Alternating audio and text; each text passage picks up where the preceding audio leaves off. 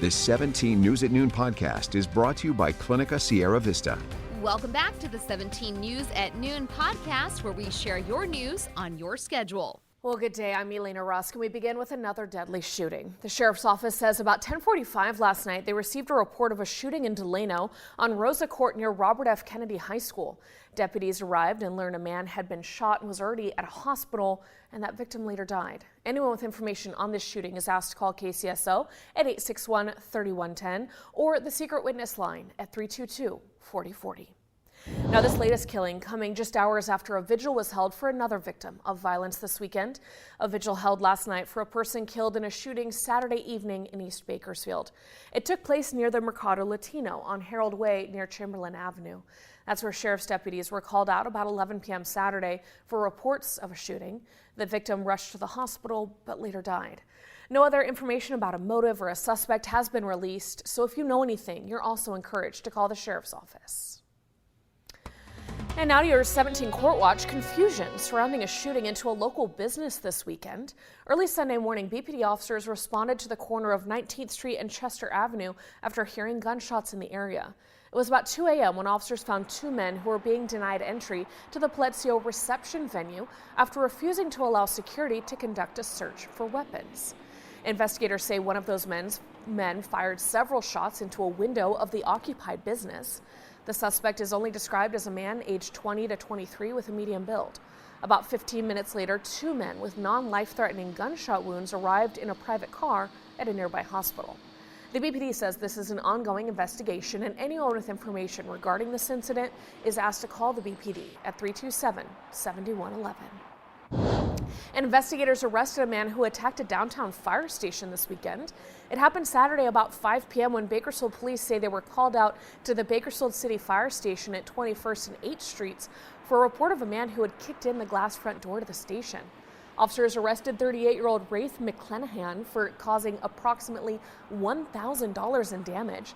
McClanahan received medical aid from firefighters on scene due to receiving cuts from the glass. Now to your 17 Court Watch. The man who provided crucial evidence leading to the arrest of Matthew Queen in the Bakersfield 3 case was sentenced today to 4 years in prison.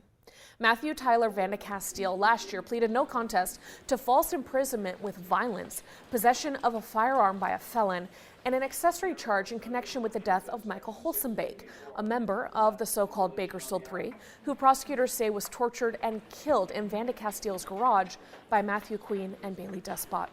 Vandecastile, while in custody in connection with another case involving Queen, agreed to cooperate with investigators and testified at Queen's murder trial everything he remembered from the night Holsenbake was killed at his home. On May 5th, Queen was found guilty of second-degree murder, among other offenses, and faces a life term in prison.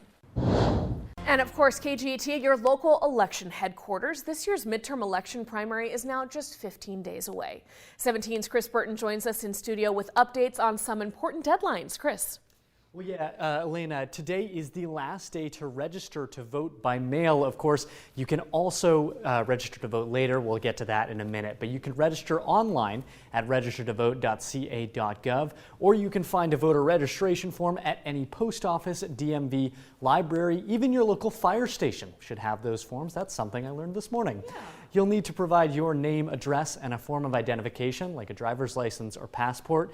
But here it is. You can still vote in the primary if you miss today's deadline, but you will need to conditionally register at the elections office or at a polling place. It takes a little bit longer. We're trying to save you a little bit of time. Well, ballots were mailed to every registered voter earlier this month. If you haven't received yours, you may be registered under a different address. To check that, you can visit registertovote.ca.gov or give the Kern County Elections Office a call at 868-3590. Well, Election Day is June 7th, and you can return your ballot by mail postmarked on or before Election Day, turn it in at a drop box or polling place, or vote in person. In studio, Chris Burton, 17 News. It's very helpful. Thank you, Chris. All right, and be sure to tune in to our next televised debate featuring the candidates running for Kern County's 2nd District Supervisor seat. That's coming up tomorrow, May 24th at 7 p.m.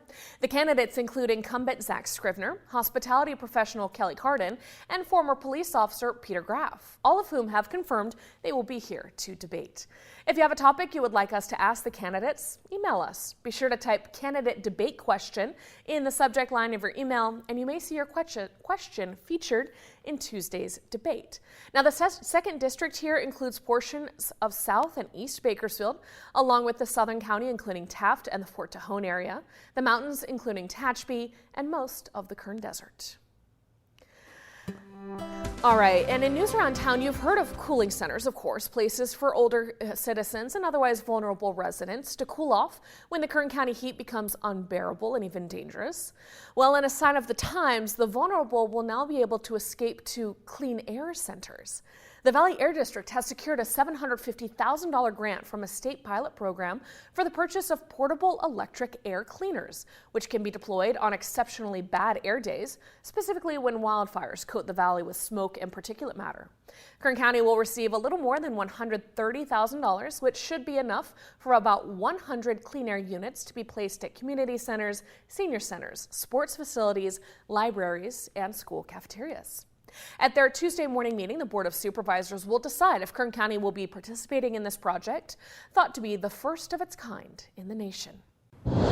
Hello, this is Tim Callahan with Clinica Sierra Vista, and we're excited to unveil the Community Health Center of the Future, our comprehensive care center.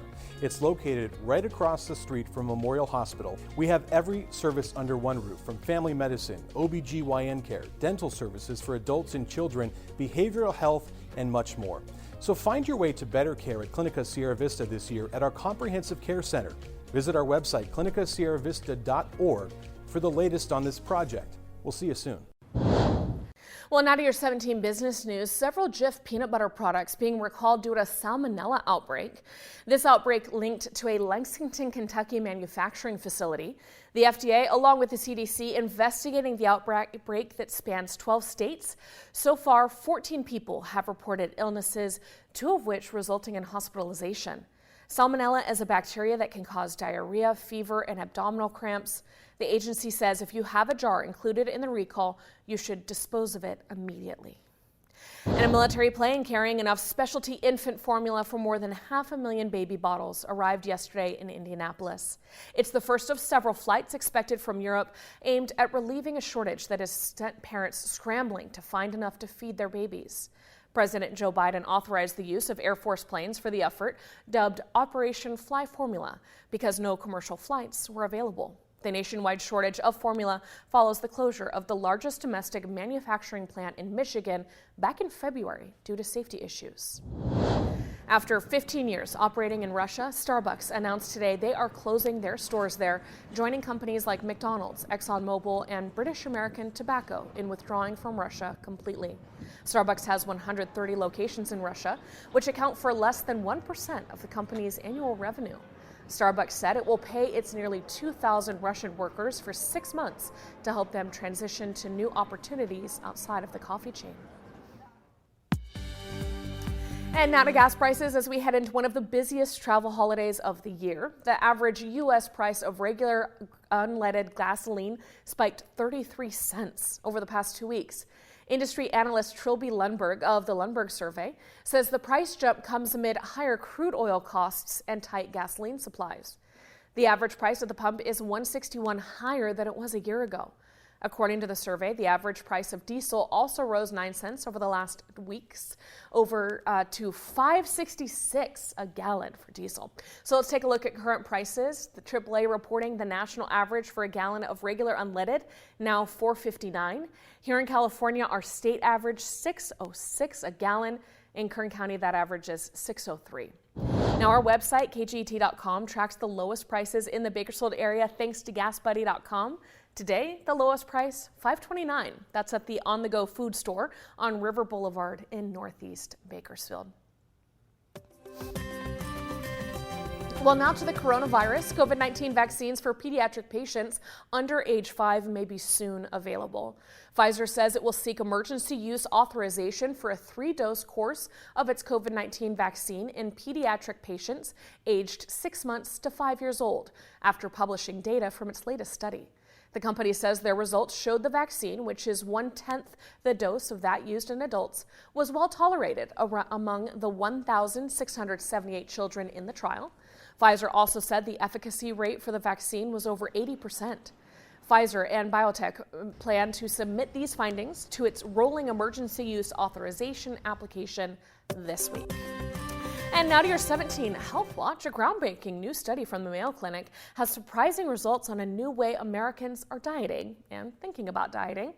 Getting healthier is the prime motivation. The Mayo Clinic study found that 83% surveyed wanted to lose weight for their health, with 5 times those surveyed reporting that it wasn't about their looks. Researchers say this is a seismic shift from the past where appearance was the key motivator.